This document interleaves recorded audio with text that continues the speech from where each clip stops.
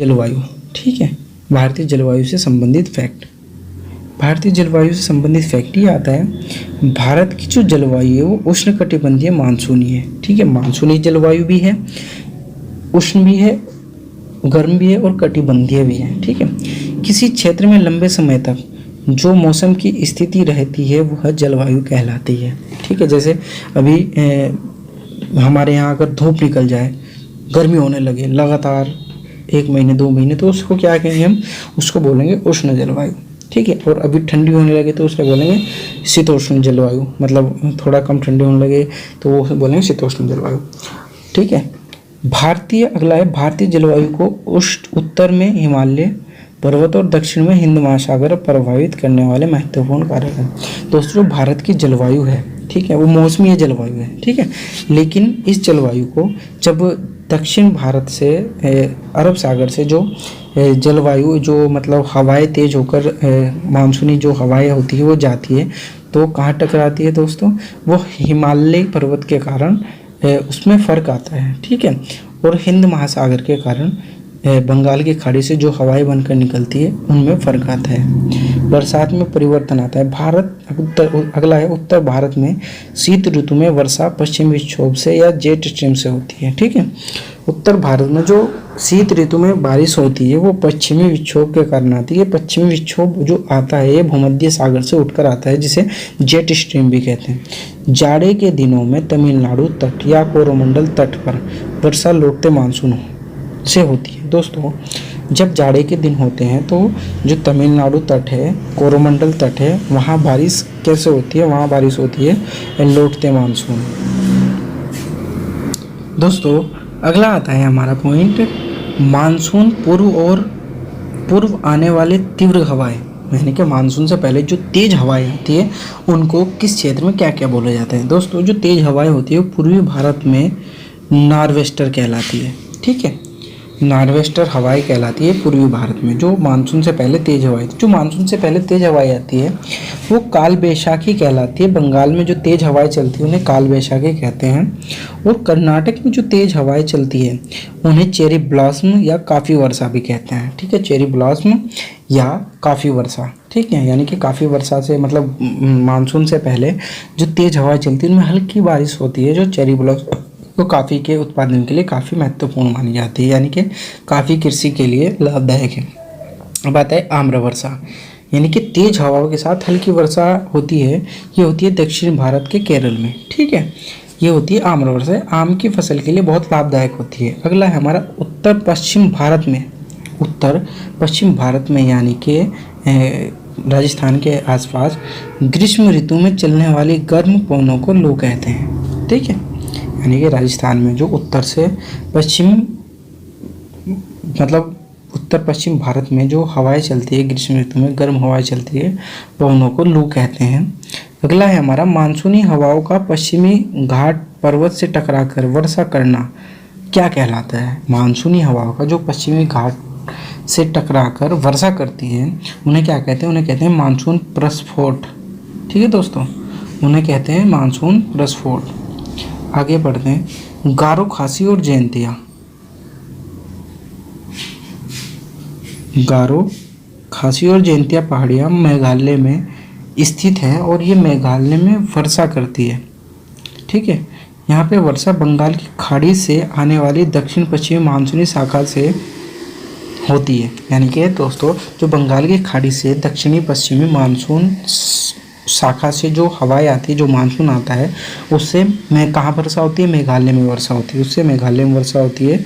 और ये वर्षा गारो खासी और जयंतिया तीनों पहाड़ियों के बीच में होती है। यही कारण है कि भारत में सर्वाधिक वर्षा किस मानसून से होती है, वो होती है दक्षिणी पश्चिमी मानसून से, ठीक है दोस्तों, दक्षिणी पश्चिमी मानसून से जो बंगाल की खाड़ी से आती है। उसके बाद है पृथ्वी पर संवहनीय धार हवाओं की मध्य पेटियों को भूमध्य रेखी शांत पेटी कहते हैं। दोस्तों, पृथ्वी पर जो संवहनीय हवाएं चलती है, ठीक है, संवहनीय हवाएं चलती है, उनके मध्य पेटी को यानी कि उसके बीच की पेटी को, यानी कि जो पूरी पृथ्वी पर हवाएं चलती है उसका जो डिवाइडर है, जैसे मैं आपको बता देता हूँ, ये मान लीजिए ये है हमारी पृथ्वी और इसका में ये भूमध्य रेखा है, जो ये पूरी पृथ्वी पर संवहनीय हवाएं चलती है। ठीक है, ये संवहनीय हवाएं चलती है क्योंकि संवहनीय हवा यहाँ पे गर्म होती है, गर्मी पड़ती है 0 डिग्री पे सबसे अधिक, तो यहाँ से हवाएं उड़कर उनमें प्रेशर आ जाता है और क्लॉकवाइज घूमने लगती है, यहाँ पे एंटी क्लॉकवाइज घूमने लगती है, लेकिन जाके घूम के आती भूमध्य रेखा पर ही है, जिसको कोरोलिसिस बल कहते हैं। ठीक है, उसी के जो भूमध्य रेखा से देखिए शांत पेटी कहते हैं, भूमध्य रेखीय शांत पेटी कहते हैं। संवहनी हवाओं की जो बीच की पेटी है, मध्य पेटी, उसको भूमध्य रेखीय शांत पेटी कहते हैं। ठीक है दोस्तों, पश्चिम अगला है हमारा पश्चिम घाट। पश्चिम घाट के दक्षिणी भागों में सर्वाधिक वर्षा व पूर्वी ढाल वृष्टि छाया प्रदेश होता है। ठीक है दोस्तों, इसका बहुत ही अच्छा मैं आपको बताता हूँ एग्जाम्पल एक।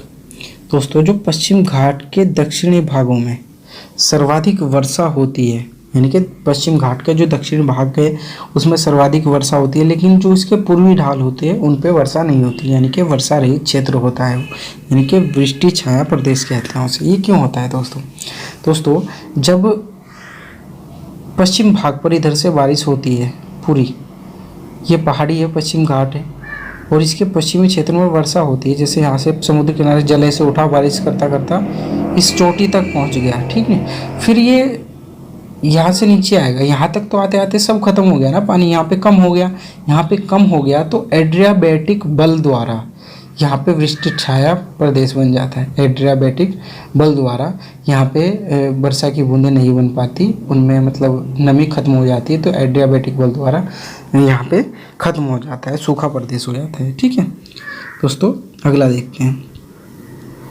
भारत में मानसून के ठहरने की सबसे कम अवधि कहाँ है? यानी कि भारत में मानसून के जो ठहरने की सबसे कम अवधि है वो पंजाब में है।